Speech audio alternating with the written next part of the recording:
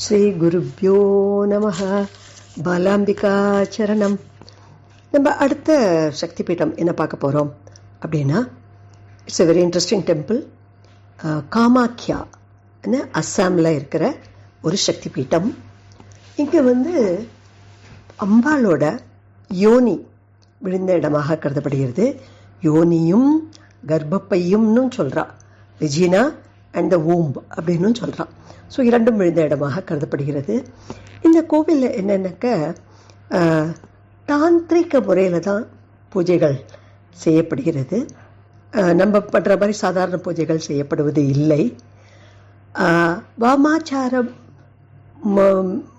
மெத்தடாகவும் தட்சிணாச்சார மெத்தடாகவும் இந்த ஸ்ரீவித்யா உபாச்சாரர்களுக்கு தெரியும்.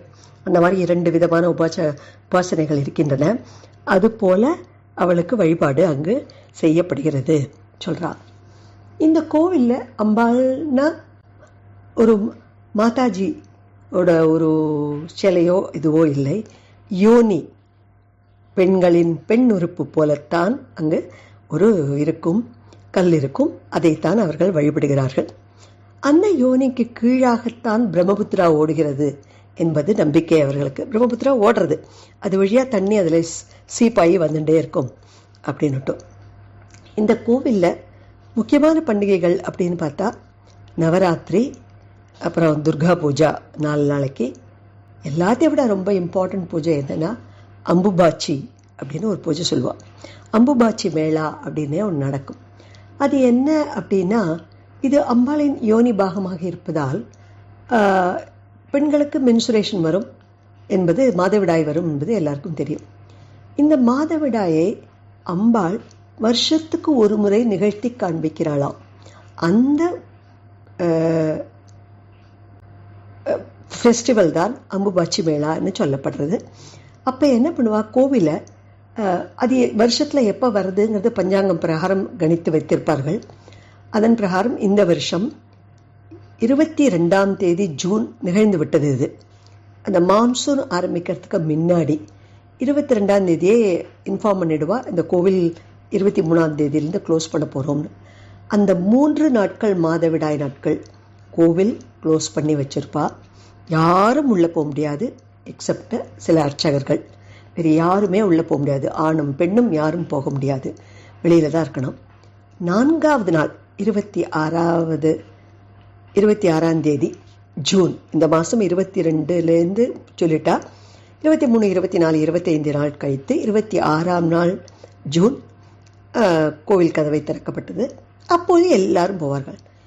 எப்பேற்பட்டவர்கள் போவார்கள் என்று நினைத்து கொண்டிருந்தீர்களா, சந்நியாசிசும் சாதுக்களும் அங்கே அப்படி தவம் கிடப்பாளாம் அந்த 3-4 நாட்களுக்கு யோகம் பண்ணி கொண்டு எல்லாம்.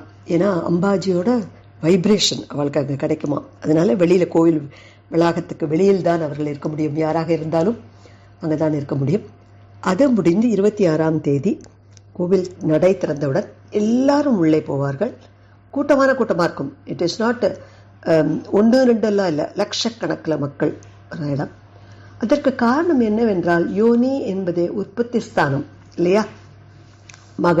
மகப்பேராக இருக்கட்டும், உற்பத்தி ஸ்தானம் சொல்கிறோம் இல்லையா. இங்கே எப்படி அந்த சாதுக்களும் யோகிகளும் கன்சிடர் பண்ணுறாங்க அந்த இடத்த, இந்த பூமி மாதாக்கே உற்பத்தி செய்யக்கூடிய இடம், உற்பத்தி செய்து செழுமையை கொடுக்கக்கூடியவள் அவள்.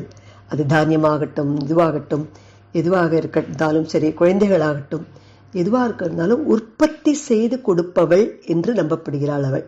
அதனால் அப்பேற்பட்ட ஒரு கூட்டம் வரும். அந்த கூட்டத்தில்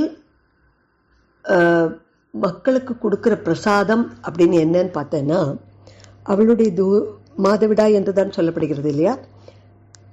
ரத்த பஸ்திரா அப்படின்னுட்டு ரெட் கலரில் ஒரு கிளாத்து கொடுப்பாள், அது ஒரு பிரசாதம். இன்னொன்று அம்போக் அப்படின்னுட்டு ஒரு நீர், சிவந்த கலர் நீர் கொடுப்பாள்.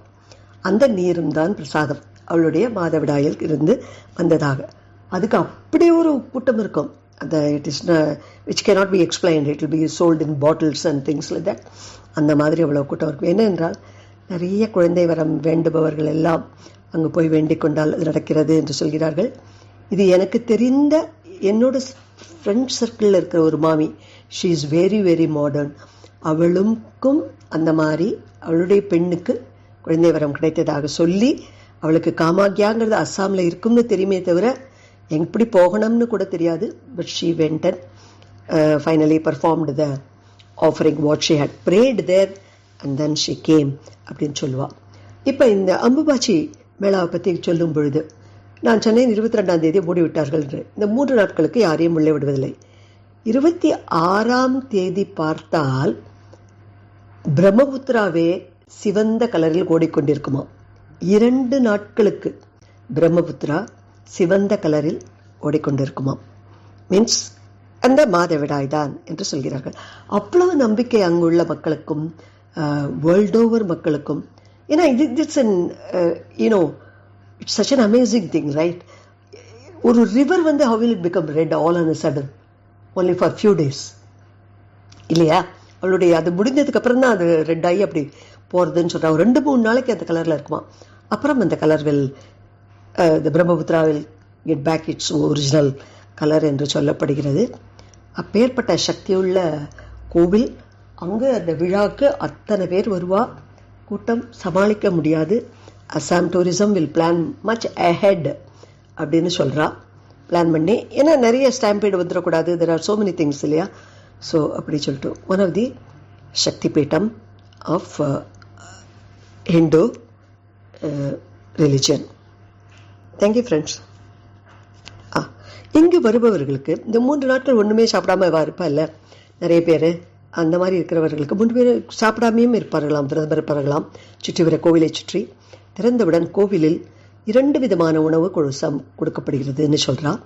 என்னன்னு கேட்டால், ஒரு வெஜிடேரியன் சாப்பாடு இதுவும் இருக்கிறது, நான் வெஜிடேரியன் சாப்பாடும். How you hurt? இந்த கோவில்லையாவது நான் வெஜிடேரியன் சாப்பாடு கொடுத்து நம்ம பார்த்துருக்கோமா? பார்த்ததில்லை. ஆனால் இந்த கோவிலில் இந்த மாதிரி பலி கொடுப்பது வழக்கம். அந்த பலி என்பது என்ன என்றால், மீனும் ஆடும் பலி கொடுப்பார்களாம். அதனால் அதை வைத்துக்கொண்டு அசைவ உணவும் ஒரு போஜனாலயால் பண்ணி எல்லா வருபவர்களாக கொடுப்பார்களாம். அதே மாதிரி சைவ உணவு என்பது ஒரு கிச்சடி, ஒரு கீர், ஒரு மல்டி வெஜிடபிள்ஸ் மிக்ஸ்டப் அந்த மாதிரி தருவாங்களாம். எல்லாருக்கும் வரும் எல்லாருக்கும் அது ஃப்ரீயாக கொடுக்கப்படுமாம். ஏனென்றால் இந்த கோவிலுக்கு அவளுக்கு வர பைசா அவ்வளவு ஜாஸ்தி இருக்குது. அதனால் திஸ் இஸ் சம்திங் லைக் அன்னதானம்.